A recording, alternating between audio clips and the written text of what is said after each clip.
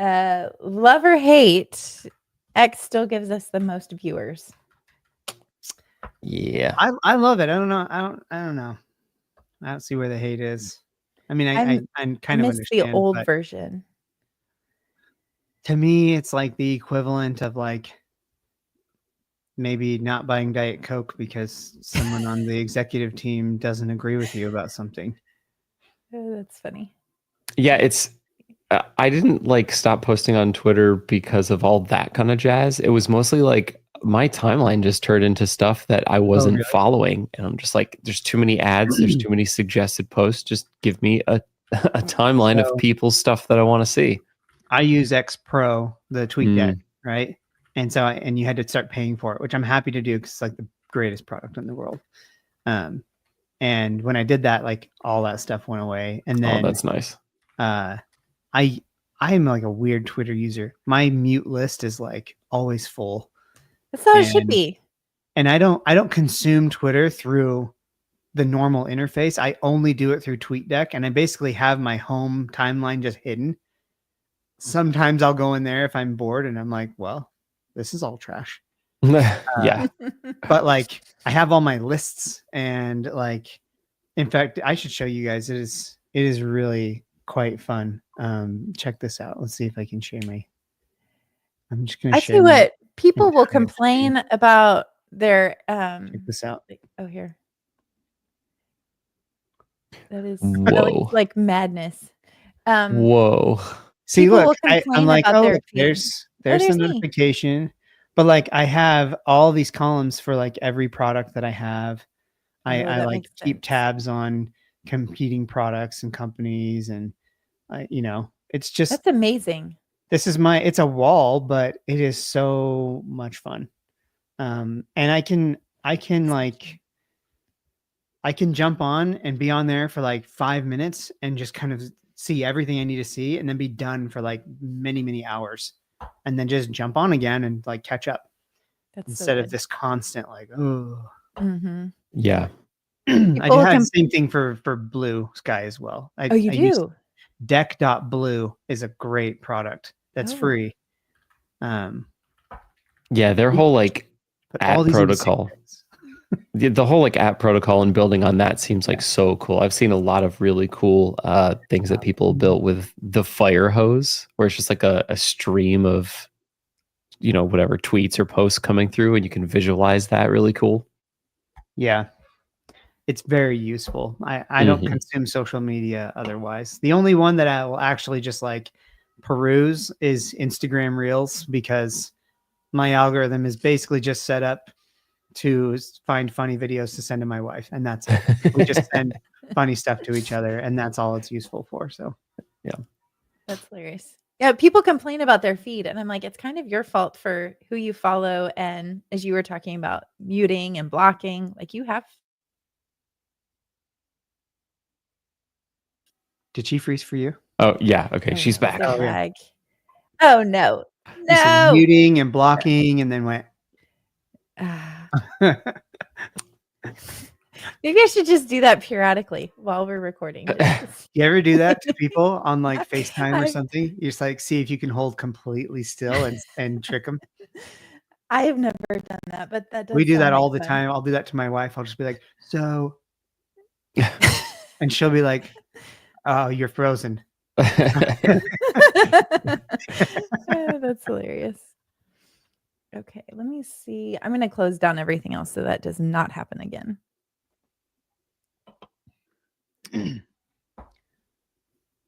Or I'll try my best.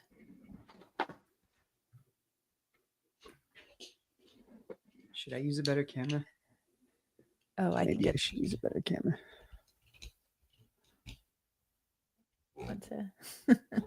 This works. You're really convicted about it.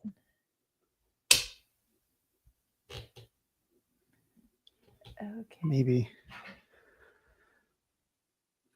settings, camera. How do I use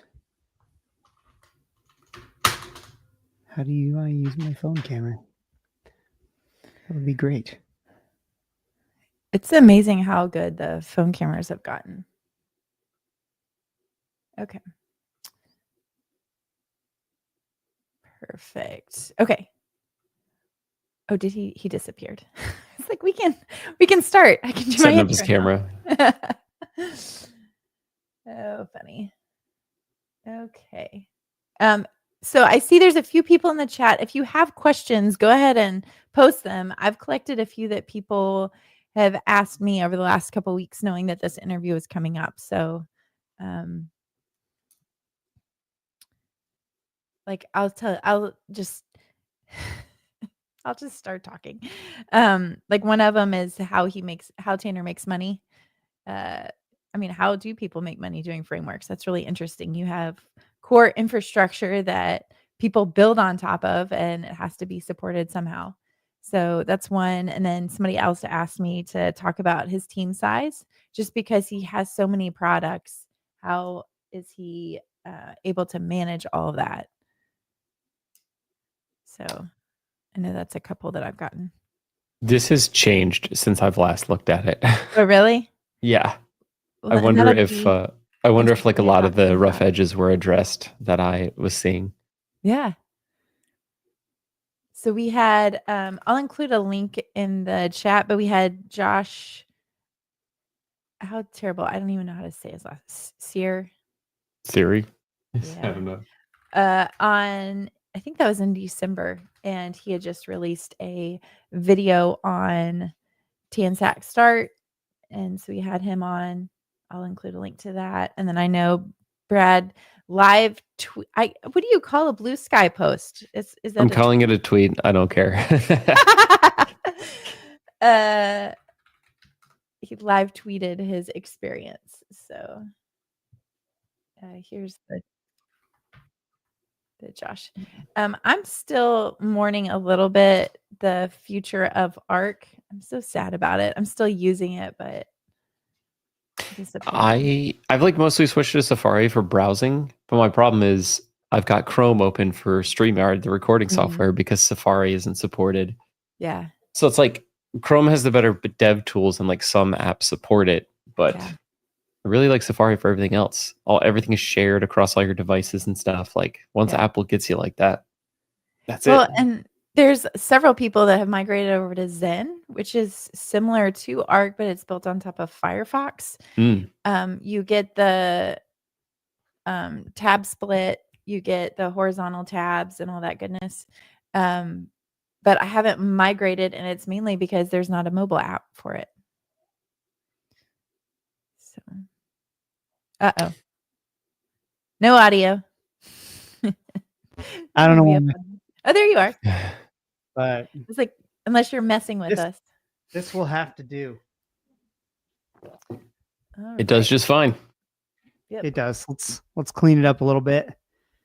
And get all the kid fingerprint smudges out. I hear you. Okay, so I'll go ahead and do the intro for the recording. And we can go from there. Right. What's up, everybody? Welcome to another episode of Compressed FM, a podcast all about web design and development with a little bit of zest. In today's episode, we have my friend Tanner on to talk about Tanstack. So, hello. Welcome. Good to be here. Web development and design, who would have guessed? Well, we can do them both, even add a little zest. So turn up the volume, get ready for the best. Let's get it started in this episode of Compress. Hello, my name is Amy Dutton. I am a lead maintainer on the Redwood JS core team. Hey, y'all. My name is Brad Garapi, and I'm a senior front-end developer at Stripe. And as I mentioned, we have my good friend Tanner. Tanner, welcome. Hi. Thanks for having me. This is awesome. I could tell you liked our intro. Yeah, I actually had never heard the jingle before. I'm curious, like, who did it, you know? Yeah, James did it. And what's funny is when we started the podcast and we were kind of conceptualizing what the intro would be and everything, he was like, I'll do a rap. And I was like, I didn't know him that well at the time. And I was like, oh, good. Can't wait for that. And like, oh, I hope it's good. And then he delivered that, and I was like, this is amazing. Yeah. So. You're like, show us your Spotify. Right. So I'm so excited today to talk about Tanstack, talk about the funness, I don't know, of React Server components, and I just like talking about frameworks in general. So it'll be fun. Me too. Yeah. And Tanner and I hung out in real life at React Conf last April. So it's been almost a IRL. year. That was a great conference. It was a great conference. I had actually never been to a React Conf. That was the first one I went to. Yeah, same. And I was impressed.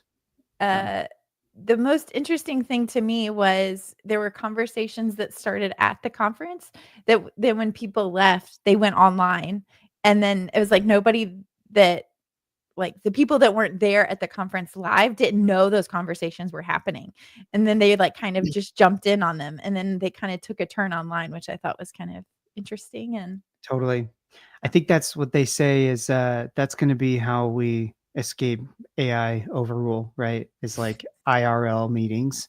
yeah. And we get online and AI is like, what are you guys talking about? And it like jumps in. Yeah. So whenever we go on vacation, this is terrible. We also take Alexa with us and we joke that we're like, she needs to be a part of our conversation. She needs to know what's going on while we're not home. So yeah. I don't bring Alexa with me. I bring my Google TV though, because yeah.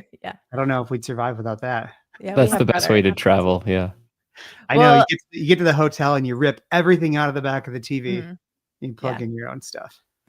Well, I will say the Alexa is usually just when we go to the beach house. So we are cooking and things like that. And that's really where we use it is like music and cooking. We don't just take it to a hotel. And when you say cooking, it's mostly Alexa set a timer for 5 minutes. Yes. Or how much is 3 tablespoons in ounces? Right. I'm sorry. I know I've asked you this many times, but how many cups are in a quarter, a gallon, or whatever? And all of our European friends that are listening are just laughing. I know. They're just like, oh, just use the metric system and be done. I know. I agree. You know what? I can agree with that, actually. Yeah, I think that most of like the American measurement things are just like, why? Why did we do that? I know. I think there are entire SNL skits like based on this. But there should be if there's not. So I think last year when we talked in April, you had just started conceptualizing how React Server components were going to work within all of your pieces. I guess the question is, what were you trying to achieve and did that play out the way that you thought it would? Well, yeah, I was still learning like how to grapple with this new architecture. And I think I have it down. How I understand how they're going to work, at least for Tanstack. My new challenge is trying to understand how they're going to work for things that maybe we haven't really been generalized yet. There's a tweet, or I guess that's faux pas now. There's a post somewhere online. I think it's from Andrew from the React core team. And he said that, React Server components are not a framework or a React feature. They are a bundler feature. And that's lived rent free in my head for a very, very long time. So I'm still grappling with what that means, but for the most part in how we're going to probably bring React Server components into Tanstack, that's been nailed down since I think in June of last year. I took like a month or two off and I just focused solely on server components. It's like, I need to know how it's going to work with Tanstack. I don't need to ship it to prod or even to beta I just need to have something that I can proof of concept that will work. And that's what we did. And I didn't get it to the point where I could ship it, mostly because React 19 wasn't out yet. I didn't want to deal with that. And I was like, okay, I've derailed my normal cadence for the server component stuff that I'm not totally polished up and ready to ship yet. So I'm going to get back to shipping a framework first. And then now that I understand the API constraints, like it did shape some of the choices that I made when I went back to the framework to say, okay, we kind of need to prepare for this RSC future, and here's how we're going to do it. Other than that, that branch is just kind of sitting there, the repo right now. And there's a couple of people who come in, like, so Dev Agrawal, who's on the Solid team now, he's very interested in it, and we've kind of poked around a bit together. But other than that, I haven't touched it much since.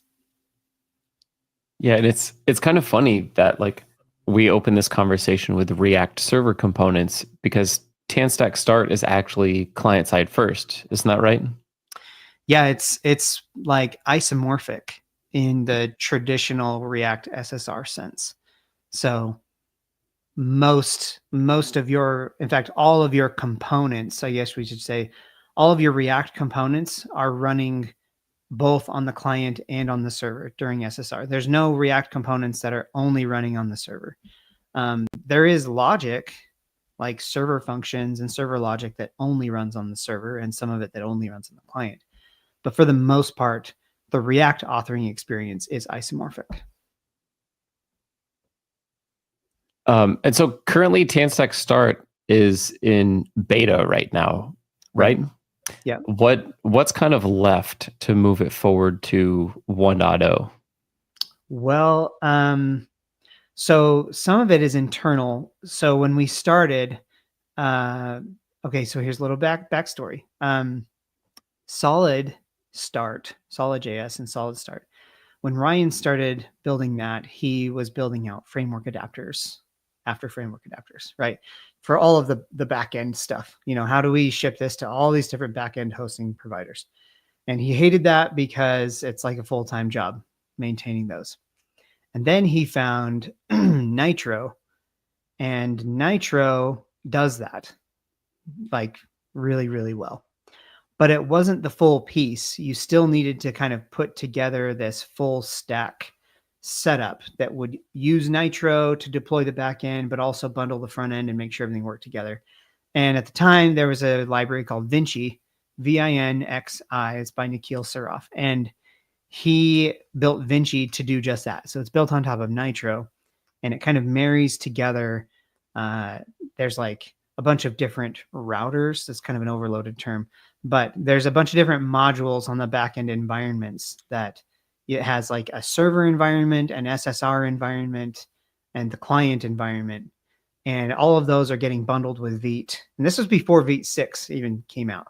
So, and then which supposedly made all that much easier, if I understand. Making it easier. It has a lot of the primitive building blocks to make that easier, but it's a bigger lift than what it seems. Sure. Mostly because that effort is going to be spread out across Nitro and us as a framework, and even some code that we haven't written yet. But a lot of the Vite 6 stuff has to do with environments. So like the really nice thing about Vite 6 is that when you run your dev server locally for deploying to Cloudflare, for instance, it's actually going to use worker D locally to like give you an accurate representation of the dev environment. But so wrapping all that up was really difficult, and Vinci did it in a way that helped Solid Start come together really quickly. So Ryan adopted Vinci and built Solid Start. And when I saw that, I was like, whoa, what's this tool you're using? It's like, it's Vinci. And it helped us get started really quick. And we're shipping this, and they went 1.0. And then I was like, okay, I'm going to do that too. So I started out with Vinci, and that utilizes Nitro and Vite and kind of wraps it all together. Now that we're getting into more mature phases, Nikhil is a genius, but he has his head in other places right now, and that's totally fine. He's stretched. He hasn't had the time to dig into Vinci like he wanted to, and like we wanted him to as well. And that's fine. So really where we're going now is part of going to 1.0 is removing Vinci and kind of gaining feature parity using this new system. So we're using Nitro directly with some of the Vite 6 APIs, and also building some of our own plugins. In fact, that's literally what I'm working on. It's open on my machine right now. Is I have built a couple of plugins that are just for Vite. They don't have anything to do with Nitro or Vinci. They're just Vite plugins that allow you to do function extraction based on directives. So that's kind of the first layer. So basically use server. So you can say, here's the directive I want to use to extract this function. And so that you can support the use server directive. And then there's another one on top of that that augments that experience with our APIs, like create server function. Very few people actually know that create server function is actually powered by use server directives in the functions for extraction. It's just kind of a layer on top of that. And I've built these plugins so that they can be used anywhere, not just for React. So the hope is that we'll be able to use these plugins to power Solid Start when they're ready to move into something like off of Vinci into something more like in-house. So that's the biggest effort right now, is kind of getting away from Vinci, taking more ownership and control over some of the back-end APIs, and surfacing Nitro a little bit more. So Nitro is a tool that I'm more than happy to like rally around and kind of hitch my wagon to, because I'm a big believer in it and its future. So I want people to be able to like say, oh, it's Tanstack Start and we're using Nitro APIs. So they'll import utilities from Nitro that essentially let them write server-side code for any deployment provider. And I think that simplifies things a lot. Yeah, I want to dig into that a little bit, because obviously coming into Tanstack Start myself, I wasn't super familiar with Vinci or Nitro. And so I was curious, like how much of that will be exposed to the end user, the developer using, let's say, Tanstack Start? So I think the most exposure you're going to get from Nitro is the knowledge that we are using Nitro under the hood to package things up. And so if you so choose, you can import certain Nitro primitives. So they have things like storage primitives.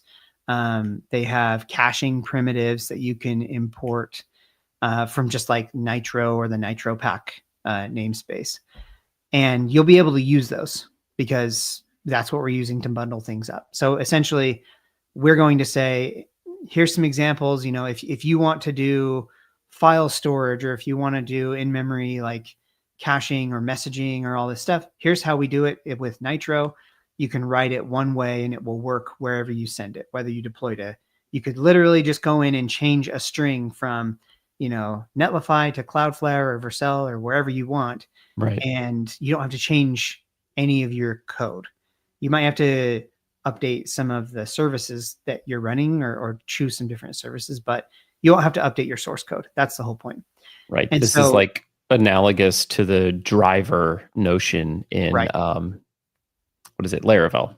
Yes. Yeah. You'll have drivers for these like unified APIs of storage and caching and whatnot. Gotcha. Very, very much so. Yes. We don't talk about Laravel enough. But so there's that. There's going to be some packages where they're so commonly used that I think I'm going to proxy them at the very least. Yeah. And augment them a little bit. One of those is H3, that has all of the methods for working with web requests. This might change though, because the next version of H3 just falls back down to native web request and response APIs. They still have some helpers, and most of those helpers are just based around async local storage to help you. I don't know, when you're composing raw request response, it can be difficult sometimes if you have multiple layers and you're passing that request and response up and down those layers. You know, how do you set headers and change the status code and do all these things without a lot of ceremony around request and response APIs? So there are still some nice utilities around that, but I'm very hopeful that like H3, maybe I don't even have to wrap them. Maybe you'll just like import from H3, you know, set headers or whatever. But the async local storage part is very important, because it makes it so nice just to not have to be passing an event or passing a request and a response around everywhere you go, but you can still get that request if you want. It's kind of like sits in the middle of like Next.js, which is way too proprietary and abstracted, and Remix or React Router 7, which is like, you will only ever have a request and a response object, and there's no helpers beyond that, you know? So you have access to both of those models. There's like these nice APIs that you can just kind of call anywhere, and they work magically, very convenient, but transparent. And you can fall back to request and response if you want it. So that's the hope for H3. I mean, as I'm saying it, I honestly think that I'm not going to proxy it. I'm just going to say, we use H3, import it if you want it. Yeah, that's the hope. So what's so different then between the request and response primitives across these different runtimes? Because I thought everybody had standardized on those primitives at this point. Most of them have. But you even get into situations where maybe you're running like an Express server or something like that. Mm-hmm. Nitro has a lot of like output destinations that go beyond just kind of the popular hosting providers that have standardized. So there is that. And I think a lot of hosting providers might still have a little bit of nuance here and there about how they handle things. There's still going to be a lot of that nuance depending on where you ship your product, because some hosting providers have like special headers that are like prefixed with, you know, Vercel or Netlify or Cloudflare or whatever to like do specific things, and their interpretations of common headers can sometimes be different, like based on like shared caches versus not. So there's always going to be some proprietary things that you do to where you're going to deploy, but I think the idea is just try and minimize those as much as possible. Gotcha. When you're designing like these APIs, what is going through your head? Like, do you write the API first? Like, this is how I want to use it. Like, how do you conceptualize and think about those things? My first thought is, how can I not design an API? How can I remove as much work from my plate as possible? That's the first thing that I'm thinking of.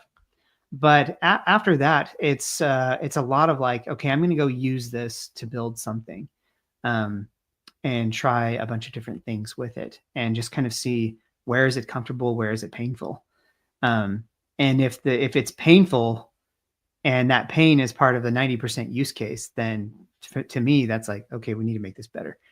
And at that point, I don't know, that process is a little hard to describe for me. It's kind of just like, I can just kind of see how I want an API or a tool to feel when I'm using it. I know that I want it to be type safe. I know that I want it to be as pure and composable as possible. And I want it to do as much work for me as possible with as little effort, but also allow me to have full control if I want it. So a lot of it comes down to type safety and defaults and incremental API usage. A good example I give people is like use query from React Query. 90% of the benefits you get from React Query, you get by just calling use query. Everything is very automatic. And if you just stopped there, you would get most of the benefits of it. And then the 10% of the API that is left, it's a big API, but it's just like opt in as you need to do specific advanced things. You know, oh, I want to customize the stale time. Here you go.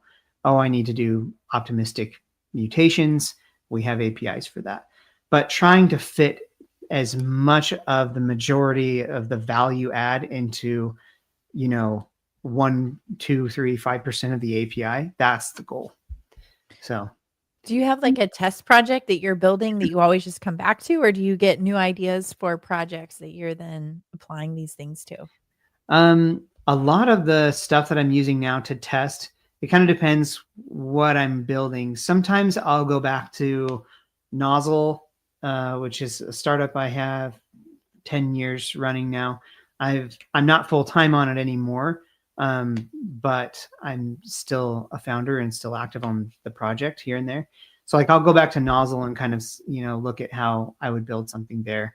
But more recently, we just have a lot of examples, a lot of like miniature apps that we have inside of the router and Start repo that are just kind of meant to solve different use cases. So I was like, oh, this is an auth thing. Well, I'm going to pull up kind of our auth sandbox and see how this works there. Or we have like there was a big Trello craze for a while that I think Ryan Florence started. And so we have a Trello example that we can whip up and work with optimistic mutations and see how things work there. So, but the one that I think is the most useful though is so Tanstack.com. It by no means is it like the most advanced application ever. It's actually a lot of static like ISR type stuff. But it's been a really good proving ground for like the SSR and dynamic side of the framework, because Tanstack router is really just a client side router. And we've been using that in Nozzle and in a lot of other like littler projects that we've done in the past for a while now, because it's been stable for, I think, almost a year and a half. So, or maybe just a year. I can't remember. But the proving ground for that is really simple because it's just SPAs. I'm very confident in our ability to have like applications built with Tanstack router. It was more the server side stuff that, like, even for Nozzle, which is an SPA and all behind an auth, I was like, well, we're not doing any SSR.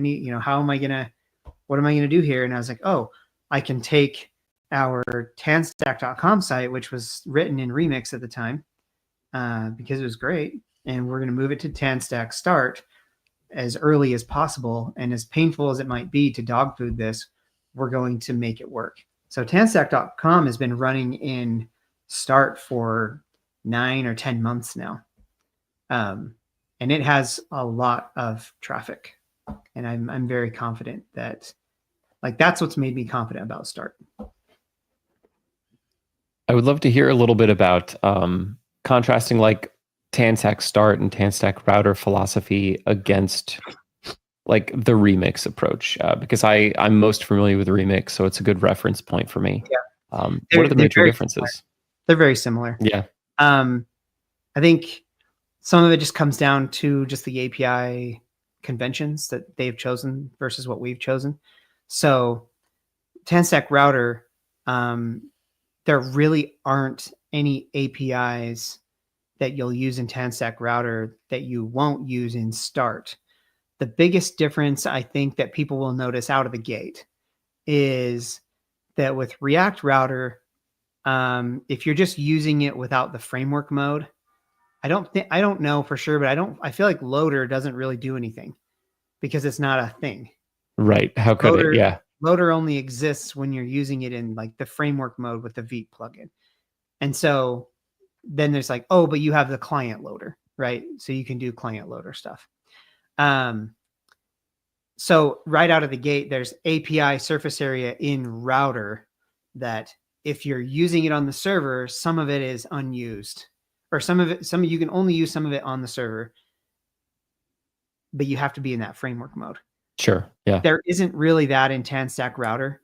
You use all of the API from Tanstack router all the time. Even if you're in server mode, like there's nothing in the Tanstack router API that you can't use even just on the client, because it's just a client side router. And I think that's because of the way that we do our server function methodology.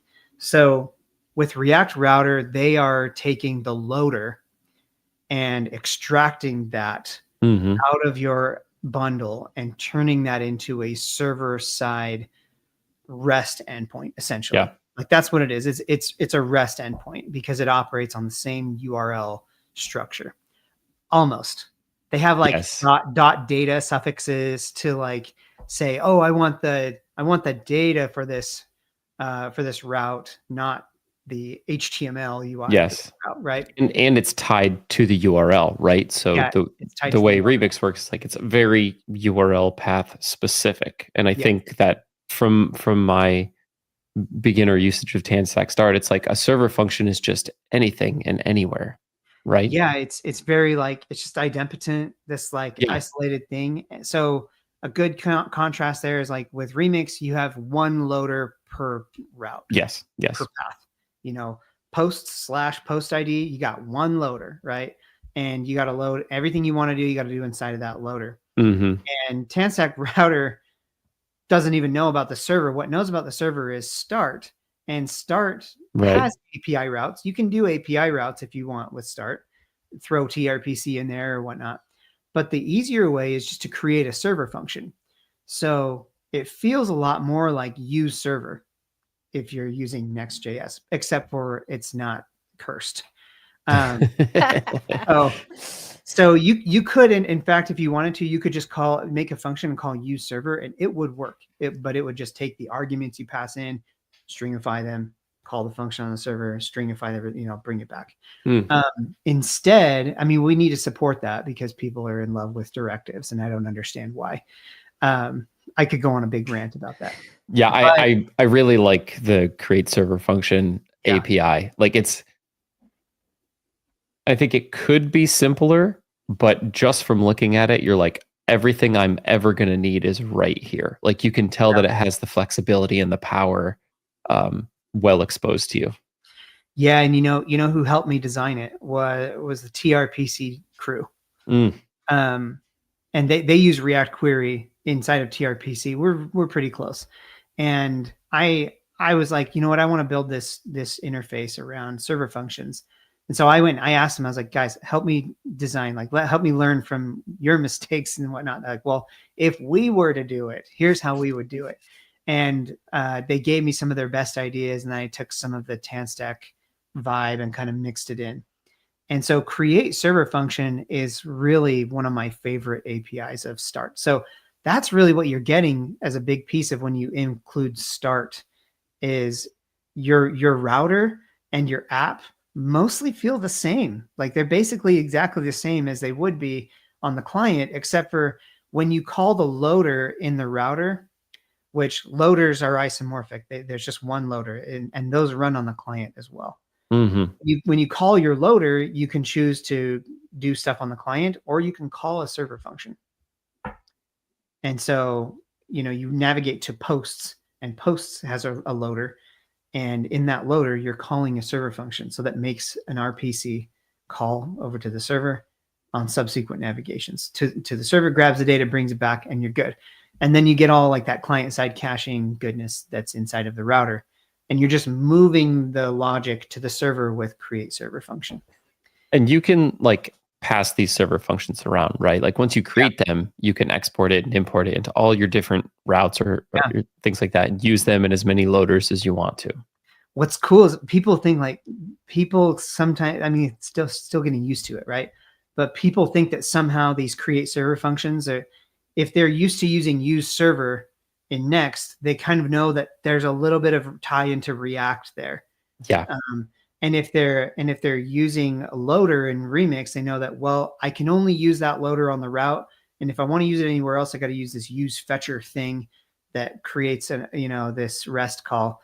But server functions have nothing to do with React and nothing to do with the router. They're their own thing.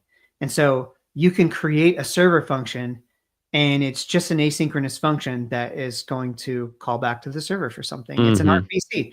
You can pass that to React Query. You could pass it to a router. You could just call it you could pass it to another library to call. And it's just going to bring back JSON. It's really pretty sweet. They're very, very portable. Yeah, it's hard when you like onboard to a new framework, a new way of thinking. You have to say, okay, where is the magic at? And clearly, like you're saying, create server function is less magic and just more straightforward. I mean, there is magic there, but it's easy to explain. The magic is that, whatever code you put inside that handler, the create server function handler, it's going to get extracted, and we're going to split it out, and we take the server side code, put it on the server, leave the client side code alone.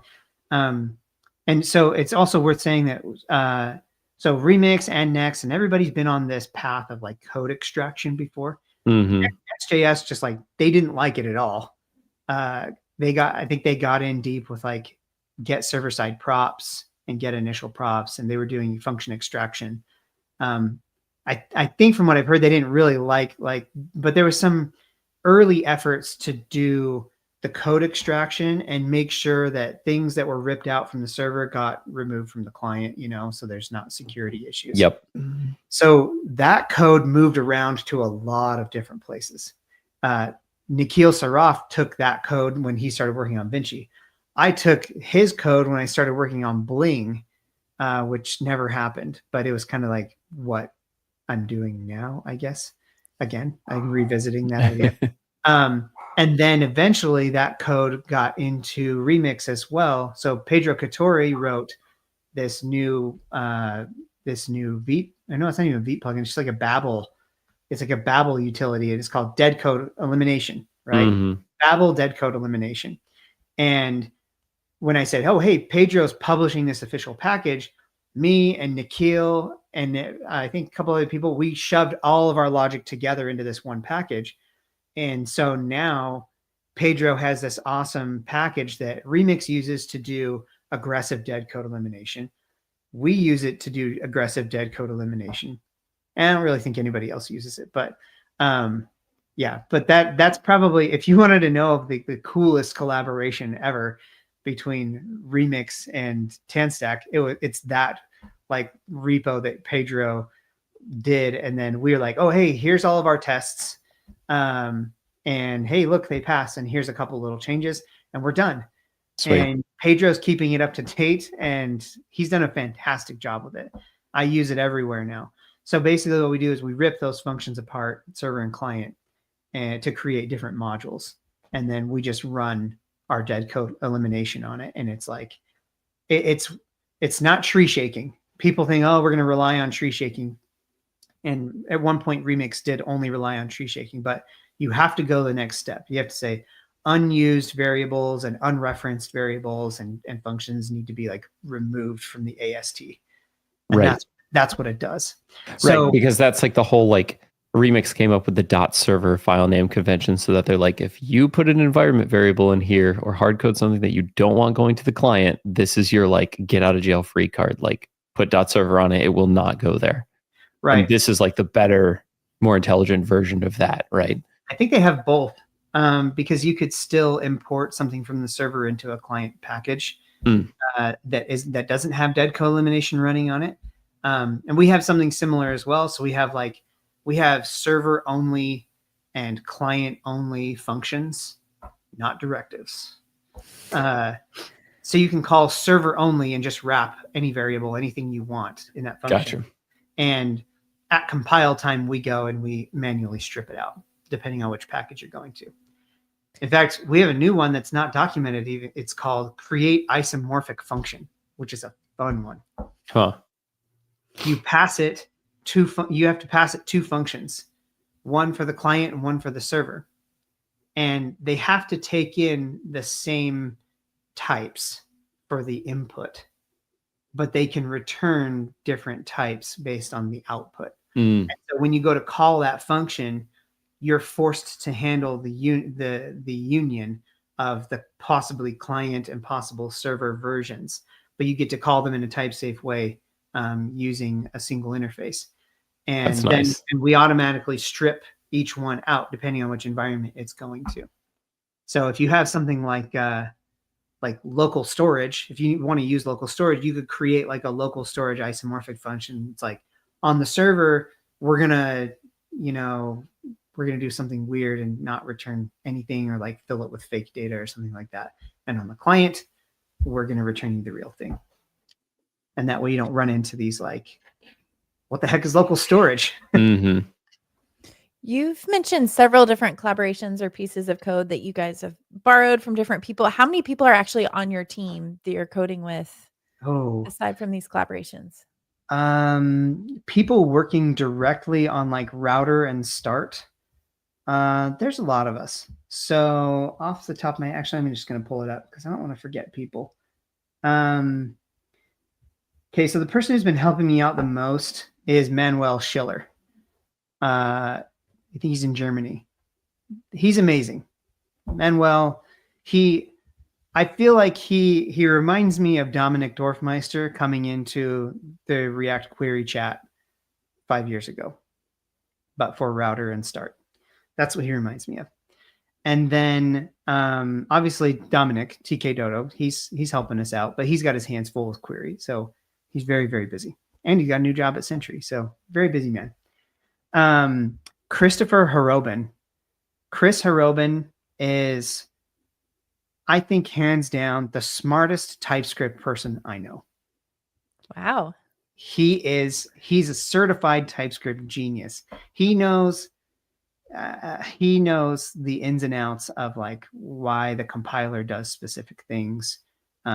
He knows so much more than the normal TypeScript wizard.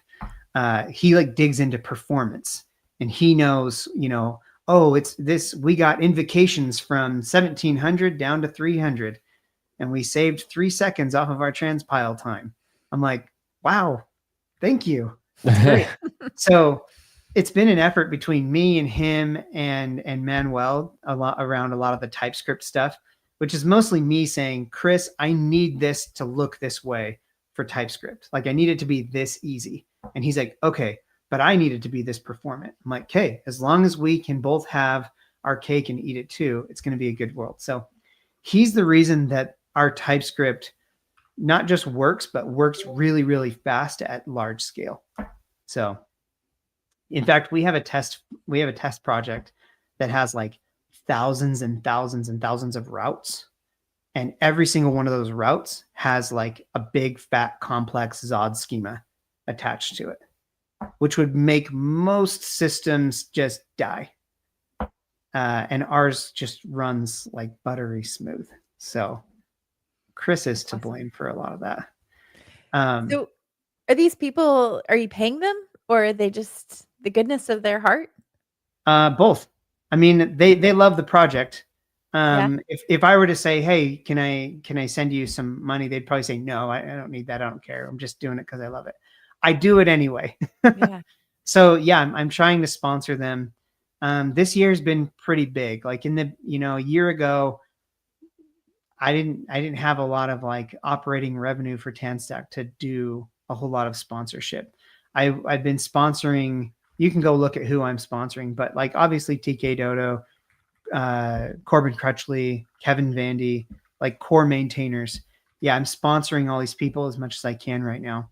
My goal for this year for Tanstack is to be able to secure enough revenue and funding to either hire a new full-time engineer to work with me, or to just like go nuts with sponsorships for all my core maintainers and just be like, hey, whether you want this money or not, it's coming your way. Please never leave. Because Tanstack's too big for me now. I need the help. And I don't think, I hope these people know how much I value them. I do my best to make sure that they know that. So are you actively reaching out to sponsors, or are they coming to you and just saying, we love what you do, we want to give you money? A little bit of both. Okay. I've had a handful of people come and say, I noticed you don't have a sponsor for this or like us. And I'll be honest, when people approach me, I'm kind of picky. I don't like to take sponsorship and money and partnerships from products that I don't believe in, or at least I'm not excited about. A good one is like Convex is one where in the beginning I was like, what is Convex? And then I found out what Convex is and I was like, this is awesome. So I'm very excited about that. In fact, and for sponsorships actually should probably go over those really quick because let's see. Okay, so Convex database. And I will say they are fantastic. They've been a compressed FM sponsor, and we've had James Cowling on the show. They're so cool. Yeah, they're great. Love them. They're so cool. Clerk is a huge player for us. Like they have helped us out a lot. And then AG Grid, they've been around for a while. They're mostly sponsoring like Tanstack Start or Tanstack Table. It's kind of like a frenemy situation, and it's a really good one. But AG Grid is awesome. So the one that I wanted to announce, so Sentry's been there too. Netlify is now our new preferred deployment partner. Wow. Which I think you guys would probably be the first ones to hear about that. It happened January 1st. I updated the website a little bit before that, and people caught on. But we have some big plans. And obviously nothing around like vendor lock-in or doing things that only work with Netlify. But I believe Netlify was my first love for like deployment, platforms, and coming back to work with the Netlify team has been like coming home. And they're very excited about Tanstack Start. Very, very excited. And that makes me excited. That's so awesome. This year there's going to be a lot of collaboration between us. And obviously they're invested in like Astro as well, which Astro is such a cool product. So yeah, sponsors, if anybody's listening to this, here's my pitch. All right.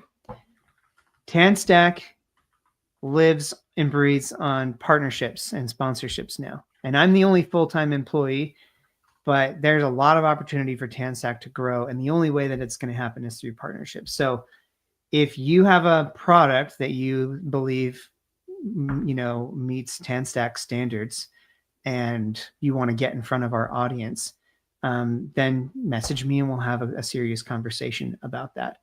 But yeah, my goal is to not just to have Tanstack be sustainable, which I believe it is now because I can focus 100% of my time on it. But also to grow to fit the needs of the people who are also contributing to it. That's the next goal. Is there's people who are pouring their heart and souls into some of this software, and I want to be able to give them more. Yeah. I firmly believe that, well, one, a framework lives and dies by its documentation, but then secondly, the community. And you have to have those people that are not only willing to contribute, but also willing to evangelize and market and just totally, rally around what you're doing. And that's the part I think that makes building a framework fun, is when you can see the cool things that other people are building and when you get to collaborate with other people. I agree. And I know it's going to be challenging balancing, collaborations with companies. Everyone has agendas and has goals, balancing that with making sure that Tanstack stays very open and very dedicated to its users. I could have gone down this route of partnerships and VC. I mean, I can't tell you how many VCs approached me during, the pandemic when it was going crazy with VC funding and everything. Hey, you want to do something with Tanstack? It's like, I've waited 6-7 years to go full-time on Tanstack and to do what I'm doing now because I didn't want to make decisions that were going to compromise the alignment. Anything that was going to result in me not focusing on writing the best libraries and software for the end user, that was like a misalignment of incentives. So I think that we found the right incentives now, and that's what's most exciting for me. Yeah, that's awesome. And I think that's, important for people to hear, that it's not like you just had this idea for Tanstack and then the next day you're like, I'm going to do this full time. It has been a process, and it's easy for people to look from the outside and think that everything came easy. And I know that it didn't. No, I mean, I've been doing open source now for 10 years and it's been a long, long journey. I was just talking with my wife about the first time I got my first $5 GitHub sponsor. And I was like, wow, someone's actually paying me to do this, and that wasn't for many, many years after doing open source. So not like it was a goal, but you know what? Don't let anybody tell you that money's not important. If I wasn't able to sustain my family and do the things that I want to do financially, I wouldn't be doing open source anymore. I'd be working for a company. So money talks, as long as it's the right kind of money. Yeah. Well, and I appreciate just your heart in trying to protect the framework and your partnerships and alignments. So I won't name names, but there have been groups that have brought open source into question within the last 6 months. So, Well, and I've seen all the different stories of how like open source has evolved with big corporations. I won't name names either, but we've seen cash cows being slaughtered. We've seen venture capitalism both come in and for glory days and die out with very strange, sad endings from venture capital. And we've seen acquisitions, absurdly expensive acquisitions, with I don't know. There's just such a big mixture of motives going around in the open source ecosystem that I don't even want to play with the pigs in the pen. I just want to be able to stay where I am and build great software. And I don't know, maybe I get the question all the time, how are you going to take Tanstack to the next level? How are you going to get to 1 million and 10 million or 100 million? Are you going to sell? It's like, that's not the purpose. The purpose is to build better software. And maybe that stuff will come naturally.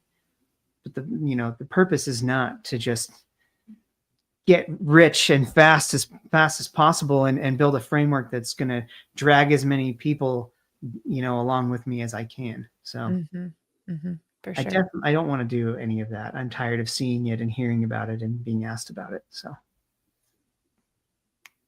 I think that's a good place to end unless you have more questions, Brad, Oh no, let's keep going. No, it's a great place to end. It's like, let's all freeze, freak everybody out. Okay, so we can move into the picks and plugs. So I'll transition. So for the next segment, let's move into our picks and plug section where we pick something that we like and plug something generally that we've worked on. So who wants to go first? Not me. I've got to come up with my plug. Not Dana. I can go first. Okay.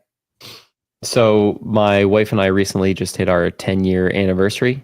Woo! And I had a fun date night, and I haven't had like a proper like wedding band since we got married. I used to be like even skinnier than I am, and so like I grew up some, and we got this cool wedding band. Oh, that's awesome. For me, kind of looks Aztec-y a little bit. I don't know. Nice. So that's my pick. It's from this company called Lashbrook Designs, and I can drop that link in the chat if you think it looks cool. You're so smart to have waited, because I got my wedding band right when we got married, and man, that thing hasn't fit for a long time. I'm rocking the silicone now. Yeah, I was all in on silicone for like a long time. I had like a million different colors. I'm like, okay, 10 years, you probably get a good one. I think we got like a $200 metal band, right at the beginning for me. Yeah. So I was like, I'm just not going to wear it that much. So yeah. My wife's not worried because she's like, you never leave the house now anyway. So I still have my wedding band, but one thing that we did that I would highly recommend is I got the enhancer. Oh, here, I'll kind of come up. It's not going to focus. So like the engagement ring that I had was just a solitaire. And then like 10 years later, Henry gave me an enhancer, which is like a band that slides over the solitaire. So you could, in my mind, I'm like, you can get a nicer diamond and then later do something with the band. And like, I feel like that's the smart way to go too. Don't talk to my wife. Oh, funny. So what's your plug? Plug, I guess, Blue Sky. My username is @BradGarapy on Blue, or I guess it's bradgarapy.com because it's registered to my domain. So bradgarapy.com on Blue Sky. Sweet. Tanner, are you ready? Plug. I'm trying to think of a plug. I'll think of a plug while I do my picks. Okay. All right. I'll be really fast on these. So we were actually talking about them before we started recording, but love it or hate it, X Pro TweetDeck, so good. If you want to know how to set it up correctly, DM me. I'll tell you how to do it. It is just the best.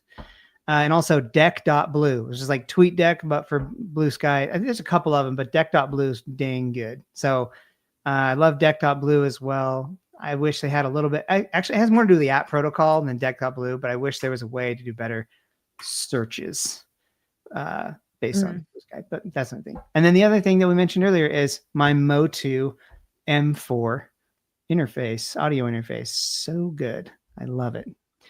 But my most recent toy that I'm just totally in love with, that's sitting right behind me right here, if you can see that, if you're not on the podcast, I got an A1 Bamboo Lab 3D printer. Wow. Ooh. Really? I had an older 3D printer, like right when it's kind of getting big, and I had to like manually level the bed all the time, and nothing was working. And then I got this bamboo printer for half the price that I bought my first one because costs have just come down. This thing is magical. It just, it's like printing on it's better than printing on a real printer, like a paper printer, because those things suck. But you just say, this is what I want to print. And it just works like every time. I have yet to have a print fail. It is so cool. And I got this like, you can't really, well, maybe you could kind of see it. It's called, what is it called? The AMS. You can load up 4 different colors and it will like switch colors. And oh, wow. It is so much fun. And my kids they're in love with it. They're like, 3D print me something, Dad. Come on. What are you printing? Well, like, for the first few weeks, it's just like all the kind of obligatory trinkets. The little animals that they can flex around and things. But here's another pick. I got introduced to a new game when we went and visited some friends. So went and visited my friend Ben Adam. He's the software engineer for UI.dev. He lives in Phoenix. Went and visited him for New Year's because our kids love each other. And they taught us a game called Blockus. Have you ever heard of Blockus? Oh, yes. Such a fun game. I've never played it, but I've heard of it. I'm going to 3D print a Blockus game. Ah. And it's going to be cool. And I'm going to do a miniature one too that I can carry around in my backpack. Yeah. So 3D printer, very, very fun. Dude, I have had my eyes on some 3D printers lately, like just for like printing drawer organizers or like cable holders. We have RC cars with tons of batteries, and I wish we could just have like a slotted thing to plug them into really easily. I'm just like, it's time.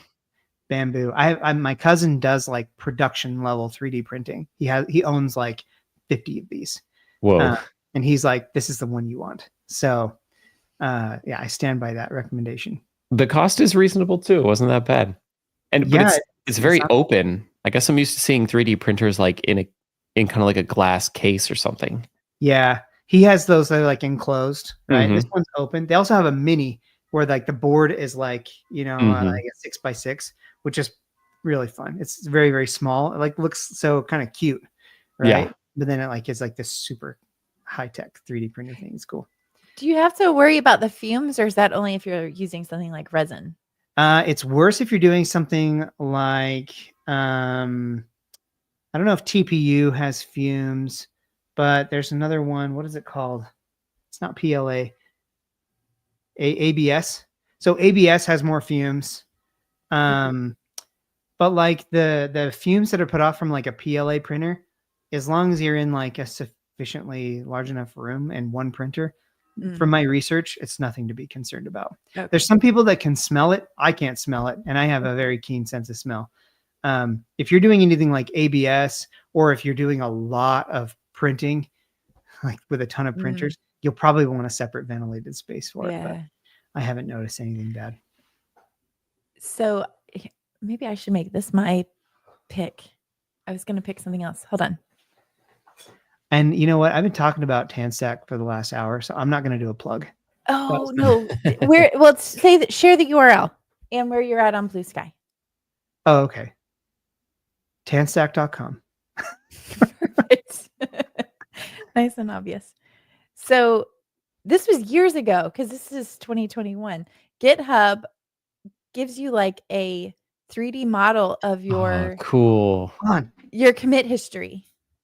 And I sent this off to somebody because I don't have a 3D printer, but I had them print it for me and send it to me. Do you have one? Okay, check mine out.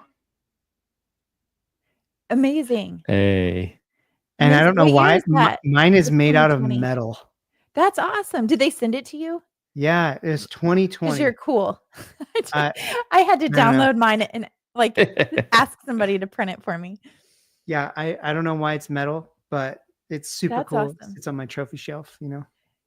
Well, I wanted to do one for every year, but I only downloaded it for 2021 and then had And then them you need to print start it. like mounting them on like a Yeah. canvas, cool. Yes. hanging it on your wall, you know. Yes, that would And then be you could amazing. like maybe count it and be like, yeah, when I get to here, I'm gonna retire. Yeah. When the square is full, Oh, I will funny. retire. So I will find a link to that and stick it in the show notes because I think Great idea. that I'm assuming that GitHub still offers that. I bet they It's do. just cool to look at. If not, I bet there's generators out there that you could find. Yeah, that do I'm that. sure there is. It looks like a cityscape. My original pick before you shared that is a book called First Lie Wins. I read it over Christmas break.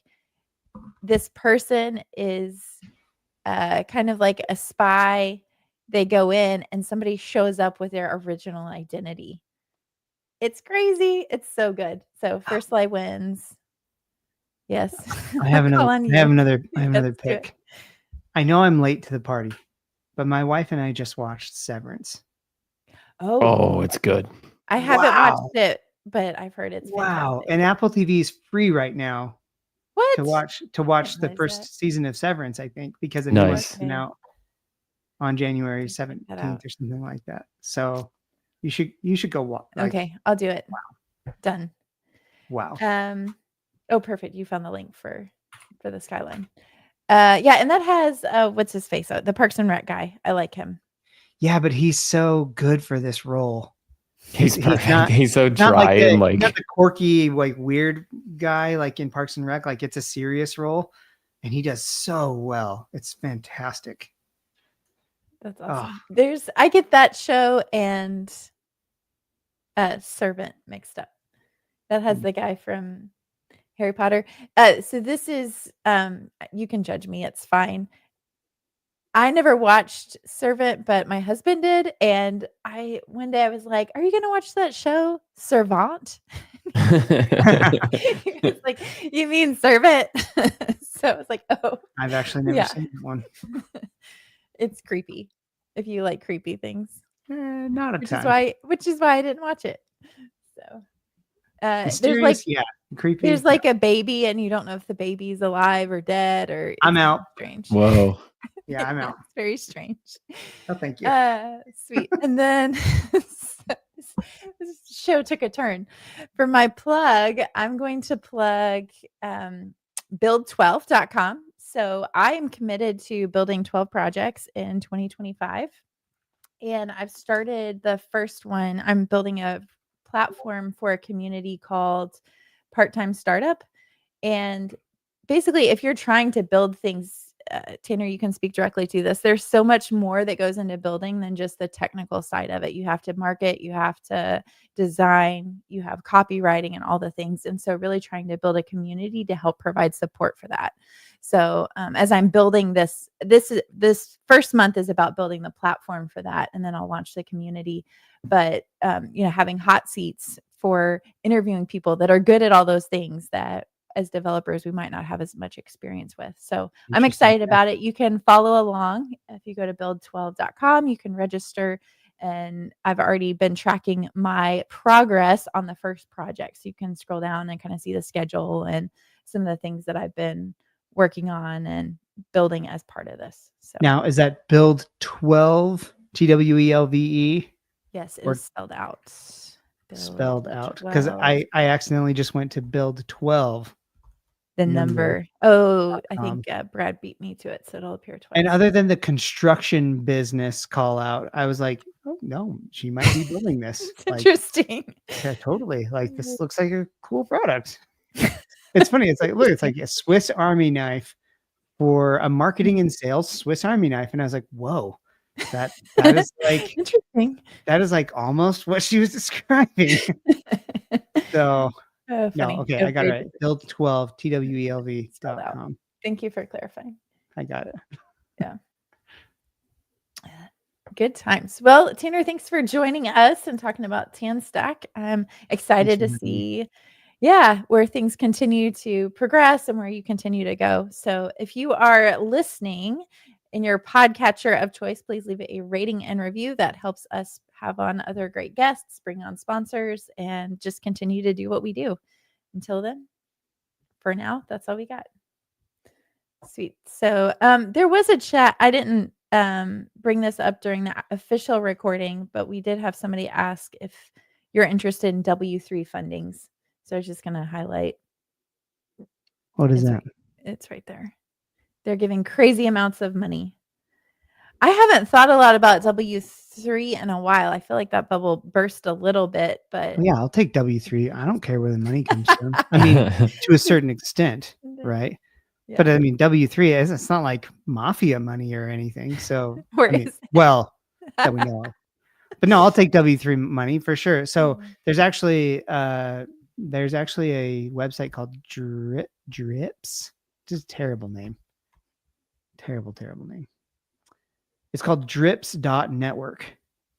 And drips.network is like a funding platform for open source that is based on crypto, basically cryptocurrency. And I have joined it because there's this library called WAGMI. I don't know what it stands for. Also terrible. Yeah, terrible. WAGMI, something like that. It's so stupid. Be careful where you Google that. Yeah, I don't know what it's from, but I think it's a library to like connect with wallets and do like transactional things, and they use React Query. Oh, wow. And apparently they donate a lot of their money to like their dependencies. And I'm actually gonna like log into it, and I don't know how to do this. I like have to open the wallet on my phone, and then I have to scan a QR code or something like that. Yeah, like I have to actually like scan. Oh, nice case. This. Thanks. Oh, that should have been a plug.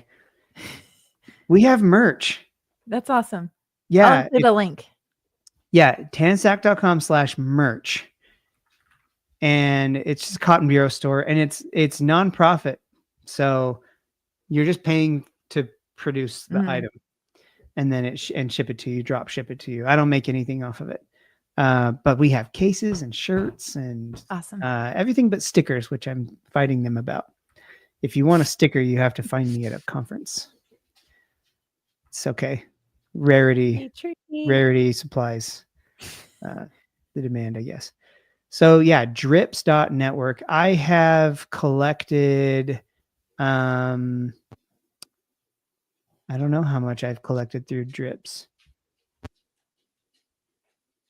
So I have collected and distributed $5,000 through Drips. And most of that came through, most of it came through in wrapped ether. Okay. Which sounds something important. Sci-fi. Yeah, I have no idea what that actually means. Maybe it has something to do with Ethereum. I have no idea. And some of it came through in USD coin, which I guess is backed by dollars. I have no idea. It's an interesting concept. So long answer to Arvind0602. I will take Web3 funding as long as I do not know. As long as I know that it came from a good place. So we did this interview 2 years ago. So I don't know where Max is now, but we had Max Howell on. He is the original creator of Homebrew, and then he's gone on to found TXYZ. Oh, he contacted me about this a while ago. And I'll be honest, his email was like so over my head. I I couldn't understand most of the things he was like mentioning because they just, I don't know. I'm just not very smart about like crypto and all this other stuff. Yeah. So I got scared and I just haven't replied. He's legit. So you should reach back out to him or listen to our podcast before you reach back out to him. But what he's doing is really interesting. So it is one of the best use cases that I've ever heard for Web3. And because like part of Web3, right, is that online leisure where you can go back and see how everything, like what everybody's using, and you can track how it progresses through whatever pipeline.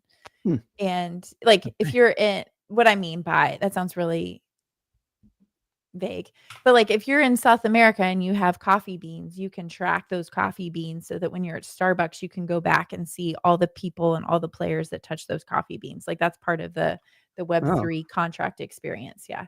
So what's interesting about what Max is doing though, and like I said, this is the best, in my mind, one of the best implementations is when you are working with open source, you can go through and track all the packages that people are using.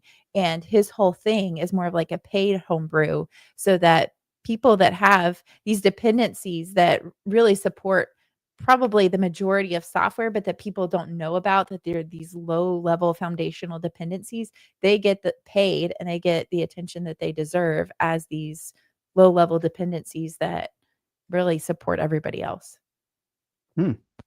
I'm intrigued. So it was interesting. Yeah. Reach back out to him. But I know I like hear the domain XYZ and I'm like, I don't know how I feel about that. But anyways, it was a really interesting episode. Yeah, see, I just collected some funds off of this thing and it was like there's like a network fee. I have to like pay money to collect the fee. Uh-huh. I don't understand so much of it. I mean, I get it. I'm like, okay, yeah, somewhere someone or a computer is doing the necessary computations to verify this transaction and I have to pay them for that. But I'm like, $15? Come on. That's a large network fee. Yeah. Maybe it's not. People who are in Web3 listening to me right now, they're just like, this guy's an idiot. Well, they're probably listening to me try and describe what I think about Web3 with ledgers and contracts. What I just said is the extent of my knowledge. Yeah. And then like there's another one on here that's like, you can collect this unknown token. I'm like, what unknown token? What is this? And it doesn't have any other info. And when I go to collect it, it's like, it's going to be a $25 network fee.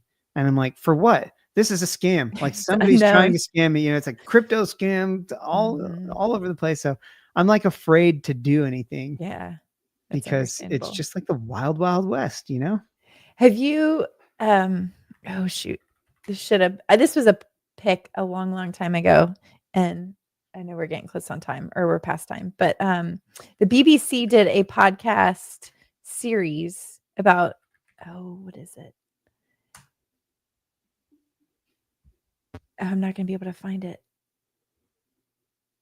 It was this guy that had a crypto wallet and he died. And basically all these people, their money went with him. And then it's like this huge scam because people are like, we don't know if he really died or if he just like disappeared. It's so, and the BBC did it. It's so good. That reminds me of the other one that I heard where like there's a guy who lost a hard drive that had like a couple hundred or something Bitcoin on it or something. And it's like a huge treasure chest. And he's like systematically excavating the landfill where it went. And he's like, I know that I will find it in the next 10 years, but I have to spend this much money to find it. I'm like, what the heck? That's nuts. I'm Googling it and I am having trouble finding it because this show called Missing, or it says Missing Crypto Queen. I'm like, I need to listen to this. This is gonna be good. I'll find out. I'll send you the link. Okay. Well, we can go ahead and call it. Thanks everybody for hanging out in the chat. Fun I'm sorry. It was 1,000 Bitcoins. That'd be worth a lot now. $500 million. Yeah, that's wow. crazy. Yeah, that is insane. Oh, I can't join the chat. I'll just put it here. This article about it sounds insane. So, all right.